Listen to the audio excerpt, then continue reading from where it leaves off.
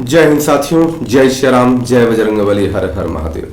मित्रों, आज श्री रामचरितमानस अक्षरशः कथा ज्ञान यज्ञ के अगले दिवस में पृष्ठ संख्या 678 लंका कांड दोहा संख्या 66 से आगे बढ़ेंगे और आज के दिवस में हम देखेंगे कि किस प्रकार से प्रभु श्री रामचंद्र जी अपने पराक्रम का उपयोग करते हुए, हम तो ये कह सकते हैं कि अपने पराक्रम का क्षणिक उपयोग करते हुए, थोड़ा सा उपयोग करते हुए कुंभकर्ण का वध करते हैं और उसे सद्गति प्रदान करते हैं।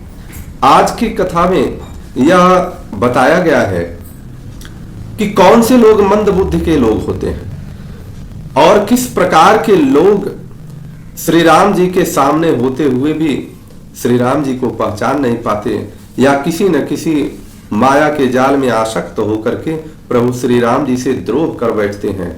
या इस प्रकार से हम कह सकते हैं कि प्रभु श्री राम किस प्रकार के लोगों के लिए लाभकारी होते हैं। आज जानने का प्रयास करेंगे।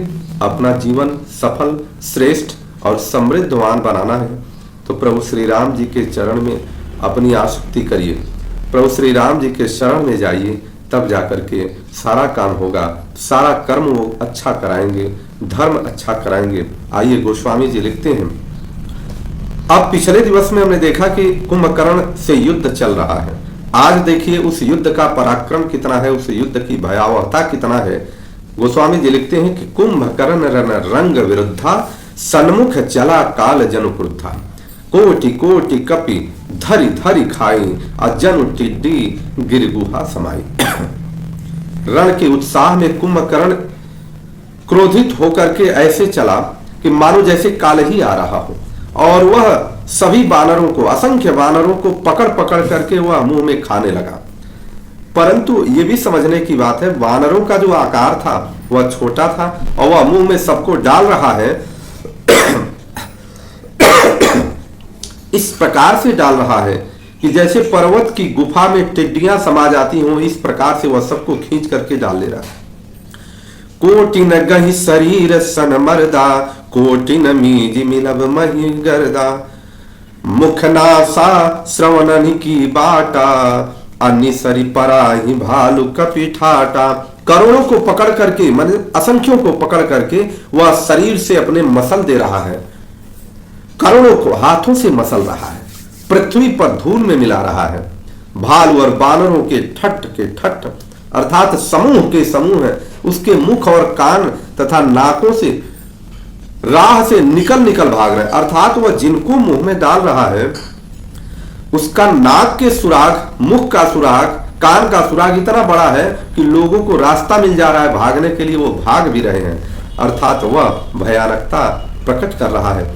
रण मद मत निशाचर दर्पा, विश्व ग्रसी ही जनु एहि विधि अर्पा। रण के मद में मत होकर के वह कुंभकर्ण इस प्रकार से गर्वित हुआ है कि जैसे ब्रह्मा जी ने उसे पूरे ब्रह्मांड को या पूरा जितना भी विश्व है उसको अर्पित कर दिया है खाने के लिए। मुरे सुहट सब फिरहि न फेरे, सुनन नयन सुनहि नहीं तेरे। सब योद्धा भाग खड़े हुए, वे लौटाए भी नहीं लौटते हैं, आंखों से उन्हें सूझ नहीं रहा है और पुकारने से वह सुनते भी नहीं है, इतना हतोत्साहित कर दिया। कुंभकर्ण कपि फौज विधारी, सुनिधाई रजनी चरधारी, देखी राम विकल कटकाई, रिपुअनीक नाना विधियाई। कुंभकर्ण ने बानर सेना को तितर बितर कर दिया। यह सुनकर राक्षस सेना भी दौड़ी। राक्षस सेना को बल मिल गया कि कुंभकर्ण ने श्री राम की सेना को तितर बितर कर दिया, अब हमें मौका मिल गया। वह दौड़ी और जब दौड़ती है तो इधर श्री रामचंद्र जी ने देखा कि अपनी सेना व्याकुल है और शत्रु की नाना प्रकार की सेना आ गई है। राक्षस को मौका मिला तो विभिन्न प्रकार की सेनाएं वहां पहुंच गई। सुनु सुग्रीव विभीषण अनुज संहारे सैन,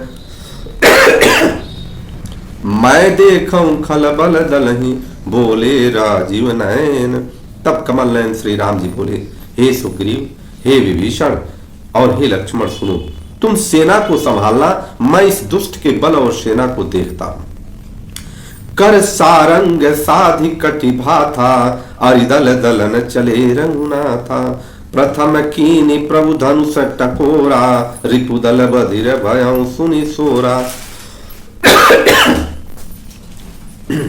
हाथ में शारंग, धनुष और कमर में तरकस लेकर के प्रभु श्री रामचंद्र जी रण में चले और वहां पहुंचते ही पहले उन्होंने धनुष का टंकार किया। धनुष की टंकार इतनी तेज थी कि जितने भी राक्षस दल थे उनके सेना के सारे लोग बधिर हो गए, अर्थात बहरे हो गए। यहां ये समझने की बात है कि टंकार हुई होगी तो उस टंकार में वानर सेना भी रही होगी सुनने में, और राक्षसी दल भी रही होगी, परंतु जिसके ऊपर राम की कृपा होती है उसको इसका प्रभाव नहीं होता है, और जिसको राम जी मर्दन करना चाहते हैं उसके ऊपर प्रभाव होता है। इसलिए राक्षसों का दल ही बधिर हुआ, माने बहरा हो गया। सत्य संग छाड़े सरलक्षा, काल सर्प जनु चले सपक्षा, जहता चले विपुल नाराचा, लगे कटन भट विकट पिसाचा। फिर सत्य प्रतिज्ञ श्री राम जी ने 1,00,000 बाण छोड़े एक साथ। वे ऐसे चले मानो पंख वाले काल सर्प चले हों। जहां तहां बहुत से बाण चले जिनसे भयंकर राक्षस योद्धा कटने लगे।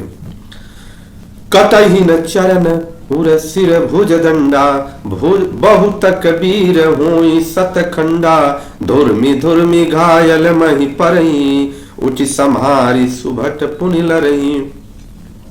उनके चरण, छाती, सिर और भुजदंड कट रहे हैं। बहुत से वीरों के 100 टुकड़े हो जाते हैं, घायल चक्कर खा करके पृथ्वी पर गिरते हैं और फिर संभल करके उठ के खड़ा होते हैं, और उत्तम योद्धा जो होते हैं वो आकर के फिर से लड़ने लगते हैं। लागत बान जलद जिमि गाजहि, बहुतक देखि कठिन सर भाजहि, रुंड प्रचंड मुंड बिनु धावहि, धरु धरु मारु मारु पुनि धावहि। बाण लगते ही वे मेघ की तरह से गरजते हैं। बहुत से तो कठिन बाण को देखकर ही भाग जाते हैं। बिना मुंड के अर्थात बिना सिर के प्रचंड धड़ दौड़ रहे हैं। पकड़ो पकड़ो मारो मारो का शब्द करते हुए वह चिल्ला रहे हैं। अर्थात भयावह स्थिति वहां प्रभु श्री रामचंद्र जी ने प्रकट कर दिया। छनुमहु प्रभु के सायकनि, काटे विकट पिशाच, अपुनि रघुवीर निसंग महु, प्रविशे सब नाराज। प्रभु के बाणों ने क्षण मात्र में भयानक राक्षसों को काट कर रख दिया। फिर वे सब बाण लौटकर श्री रघुनाथ जी के तरकस में घुस गए। प्रभु का जो तरकस था वो अक्षय तरकस है, क्योंकि जितने भी बाण प्रभु मारते हैं वो सारे बाण फिर से आकर के उनके तरकस में समा जाते हैं।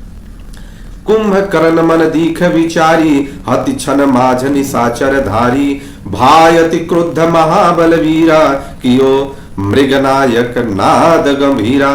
कुंभकर्ण ने मन में विचार करके देखा कि श्री राम जी ने क्षण मात्र में राक्षसी सेना का संहार कर डाला। तब वह महाबली अत्यंत क्रोधित होकर के और वह गंभीर सिंहनाद करता है। और गंभीर सिंहनाद किस प्रकार से हुआ कि कोपि महीधर ले उपारी, डारहि जह मरकट भट भारी, आवत देखि शैल प्रभु भारे, सरनि काटि रज सम कर जारे। सिंहनाद करके और क्रोध से व्याकुल होकर के वह पर्वत को उखाड़ता है और प्रभु श्री रामचंद्र जी और वानरी सेना के ऊपर वह फेंकता है। प्रभु श्री रामचंद्र जी ने जो ही उस विशाल पर्वत को देखा वह एक बार में सब उसको धूल मिला दिया, अर्थात धूल के समान उसको कर दिया। पुनि धनु तानि कोपि रघुनायक, छाड़े यति कराल बहुसायक, तनु महु प्रविशि निसरि सर जाहि, अजिमि दामिनी घन माझ समाहि। फिर श्री रघुनाथ जी ने क्रोध करके धनुष को तान करके बहुत से अत्यंत भयानक बाण छोड़े। वे बाण कुंभकर्ण के शरीर में घुस करके निकल जाते हैं। उस बाण की तीव्रता इतनी थी कि इतनी भयानक शरीर रखने वाला कुंभकर्ण, उसके शरीर से बाण घुसते हैं और निकल जाते हैं, और जैसे बिजलियां बादल में समा जाती हैं उस प्रकार का दृश्य दिखाई देता है। निकलते हैं तो फिर आगे क्या होता है? सोनित स्रवत सोह सन का तनकारे, अजनु कज्जन गिरि गेरु पनारे। उसके काले शरीर से रुधिर ऐसे बहता है कि जैसे कि काजल के पर्वत से गेरू बह रहा हो। बिकल बिलो की भालू कपि धाये, बिहसा जब ही निकट कपि आए। और उसे व्याकुल देखकर ऋक्ष वानर दौड़े, और वे ज्यों ही निकट आए त्यों हुई वह हंसा। कुंभकर्ण हंसने लगा। महानाद करी गर्जा, कोटि कोटि गही कीस, अम्मा ही पट गई गजराज, शपथ करई 10 शीस। बहुत बड़ा घोर शब्द करके गरजा तथा करोड़ों वानरों को पकड़ करके वह गजराज की तरह से उन्हें पृथ्वी पर पटकने लगा और रावण की दुहाई देने लगा, अर्थात रावण की जयकार करने लगा। कुंभकर्ण अपने धर्म का पालन कर रहा है, क्योंकि भ्रातृ धर्म उसके हिसाब से अब उसको भाई का साथ देना चाहिए और भाई का वो साथ दे रहा है। और यह देख करके अब आगे कि भागे भालु बलि मुख जूथा ब्रिक विलोक जिम मेशवर उथा चले भाग कपि भालु भवानी अब विकल पुकारत आरत बानी। यह देखकर ऋक्ष वानरों के झुंड ऐसे भागे जैसे भेड़िए को देखकर भेड़ों के झुंड भागते हैं। हे भवानी, भोलेनाथ जी कह रहे हैं, वानर भालू व्याकुल होकर आर्तवाणी से पुकारते हुए भाग चले। यह निश्चर दुकाल समय हई कपिकुल देश पर अनयब चहई कृपा बारी धर राम खरारी पाहि पाहि प्रण तारत हारी। यह राक्षस दुर्भिक्ष के समान है जो वानर कुल रूपी देश में पड़ना चाहता है। हे कृपा रूपी जल के धारण करने वाले मेघ रूप श्री राम, हे खर के शत्रु, हे शरणागत के दुख हरने वाले, रक्षा कीजिए रक्षा कीजिए। इस प्रकार से वानरों ने आर्त भाव से प्रभु को पुकारना प्रारंभ कर दिया। सकरुण वचन सुनत भगवाना चले सुधारी सरासन बाना राम सेन निज पाछे घाली चले सकोप महाबलशाली। करुण भरे वचन सुनते ही भगवान धनुष बाण सुधार करके चले। महाबलशाली श्री राम जी ने सेना को अपने पीछे कर लिया और अपने अकेले आगे हो गए। खैची धनुष सरसत संधाने छूटे तीर शरीर समाने लागत सरधावारिस भरा कुधर डगमगत डोलती धरा। उन्होंने धनुष को खींचकर 100 बाण संधान किए और बाण छूटे और उसके शरीर में समा गए। कुंभकर्ण के शरीर में वो सारे बाण समा गए।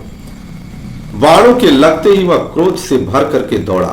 उसके दौड़ने से पर्वत डगमगाने लगे और पृथ्वी हिलने लगी। इतना विशाल काय था।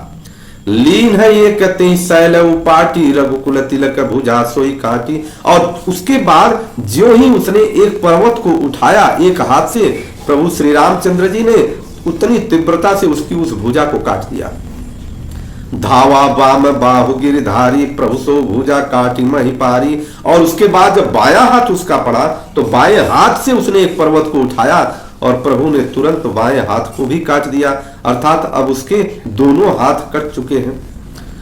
काटे भुजा सोई खल कैसा पक्षहीन मंदर गिर जैसा। भुजाओं के कट जाने से वह कैसा लगता है, जैसा बिना पंख का मंदराचल पहाड़ लगता है। उग्र विलोकिनी प्रभु विलोका अग्रसन चहत मानहु त्रैलोका। उसने उग्र दृष्टि से प्रभु को देखा और ऐसे देख रहा है जैसे वह तीनों लोकों को निगल जाना चाहता है। कुंभकर्ण इस प्रकार से देख रहा है। कल चिक्कार घोर यति धावा अब बदन पसारी गगन सिद्ध सुर त्रासिता हा हा हेति पुकार। वह बड़े जोर से चिघाड़ मारते हुए अपने मुंह को फैलाया और वह सोचा कि हम प्रभु श्री राम जी को ग्रसित कर लेंगे। आकाश में सिद्ध और देवता डर करके हा हा हा हा इस प्रकार पुकारने लगे, अर्थात देवताओं को यह लगा कि अब वो प्रभु श्री राम जी को ग्रसित कर लेगा। लेकिन उसको क्या समझ, देवताओं के अंदर भी, इसीलिए हमारे संत कहते हैं कि जब आप सत्कर्म या पुण्य करते हैं तो स्वर्ग की प्राप्ति होती है, जब आप बुरा कर्म करते हैं तो नरक की प्राप्ति होती है। परंतु जब आप ऐसा कर्म करते हैं कि जो न पुण्य हो न पाप हो, केवल भागवत कर्म करें, तो वह ईश्वर की प्राप्ति होती है। ईश्वर के चरणाविंद में उनकी सदगति होती है। तो देवता तो सत्कर्म के हिसाब से देवता बन गए थे, परंतु जब वह राक्षस मुंह फैला करके कुंभकर्ण प्रभु को ग्रसना चाहता है तो उनके अंदर वही भाव आ गया जिस प्रकार जीव का एक भाव आता है। वो डर गए कि कहीं ग्रसित न करने। उनको क्या पता कि अखिल ब्रह्मांड के मालिक, पूरे ब्रह्मांड के केवल और केवल इच्छा से प्रकट कर देने वाले प्रभु श्री राम जी को क्या कोई ग्रसित कर सकता है। अब सब है देव करुणा निधि जान्यो श्रवण प्रजंत सरा सुनतान्यो। करुणा निधान भगवान ने देवताओं को भयभीत जाना। वो जान गए कि अब देवता भी डर गए। उन्होंने धनुष को कान तक तान करके खींचा और विशिख निकर निश्चर मुख भरे ज्यो खींचा और तदपि महाबल भूमि न परे। कान तक धनुष को खींच करके ऐसा बाण छोड़ा कि जो कुंभकर्ण था, कुंभकर्ण के पूरा मुख बाण से भर गया। और जब भर गया फिर भी वह अभी जमीन पर गिरा नहीं। सरनि भरा मुख सन्मुख धावा, काल त्रोण सजीव जनु आवा। तब प्रभु को तीव्र सर लीन्हा, धरते भिन्न तासु सिर कीन्हा। मुख में बाण भरे हुए वह प्रभु के सामने दौड़ा, मानो काल रूपी सजीव तर्कस ही आ रहा हो। तर्कस का अर्थ जिस प्रकार से तर्कस में बाण भरा रहता है उसी प्रकार से मान ले, इस प्रकार से वह दिखता है। उसके मुख में बाण भरे हुए हैं कि काल सजीव रूप में तर्कस आ रहा हो प्रभु की तरफ। और उसके बाद तब प्रभु को तीव्र सर लीन्हा, अधरते भिन्न तासु सिर कीन्हा। तब प्रभु ने क्रोध करके तीक्ष्ण बाण लिया और उसके सिर को धड़ से अलग कर दिया। सो सिर पर दशानन आगे, अलग किया। और प्रभु यहां भी दशानन को संकेत दे रहे हैं। वह सिर जाकर के दशानन अर्थात रावण के सामने गिरा। विकल भयउ जी में फनिमन त्यागे, और उसे देख करके रावण इस प्रकार से विकल हो जाता है जिस प्रकार से किसी सर्प के मस्तक से मणि निकाल लिया जाए, व्याकुल हो जाता है। धरनि धसई धर धाव प्रचंडा, तब प्रभु काटि कीन दुई खंडा। कुंभकर्ण का प्रचंड अब धड़ ही जो था वही दौड़ रहा है। हमारे इतिहास में भी ऐसा मिला है कि ऐसे महापुरुष हुए हैं कि जो युद्ध की लड़ाई में सर कट गया फिर भी वो लड़ाई कुछ देर तक करते रहे। इसी प्रकार से अब देखिए कुंभकर्ण माने यह प्रमाणित है कि जो तप कर रहा है उसके प्रत्येक अंग अंग में इस प्रकार की जीवात्मा रहती है। कुंभकर्ण का प्रचंड धड़ भी दौड़ रहा है जिससे पृथ्वी धंस जाती थी। तब प्रभु ने काट कर उसके धड़ को 2 टुकड़े कर दिए और 2 टुकड़े करने के बाद परे भूमि जीव नवते भूधर हेठ दावी कपि भालु निशाचर, तासु तेज प्रभु बदन समाना, असुर मुनि सब ही अचंभव माना। वानर भालू और निशाचरों को अपने नीचे दबाते हुए वह दोनों टुकड़े पृथ्वी पर ऐसे पड़े जैसे आकाश से 2 पहाड़ गिर गए हो।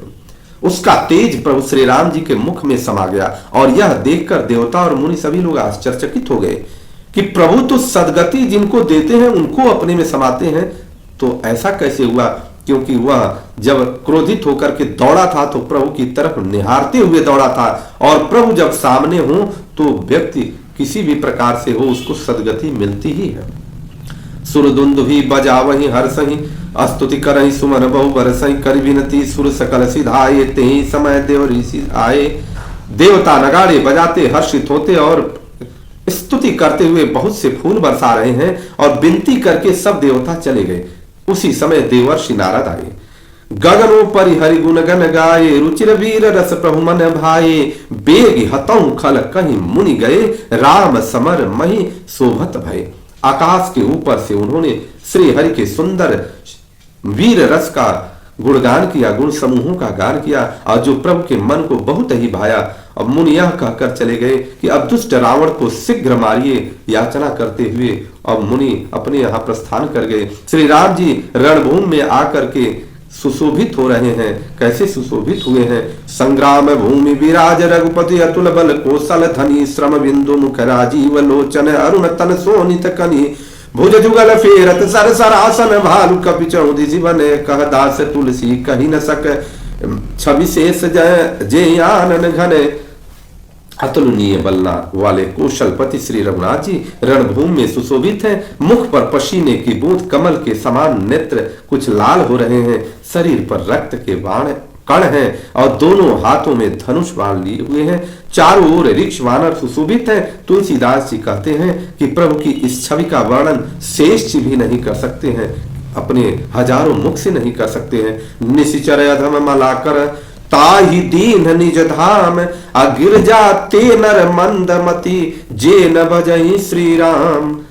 शिव जी कहते हैं, हे गिरजे, कुंभकर्ण जो नीच राक्षस और पाप की खान था उसे भी श्री राम जी अपना परम धाम दे दिए। अतः वे मनुष्य निश्चय ही मंद बुद्धि हैं जो उन श्री राम को नहीं भजते, अर्थात किसी अन्य माया के काम में लगे रहते हैं। प्रभु श्री राम को न भजने वाला व्यक्ति वह मंद बुद्धि का होता है। इस प्रकार से भोलेनाथ जी माता पार्वती जी को यह कथा सुना रहे हैं। उस कथा को हम लोगों को भी सुनने, देखने का और पढ़ने का यह मौका मिला है गोस्वामी जी के द्वारा।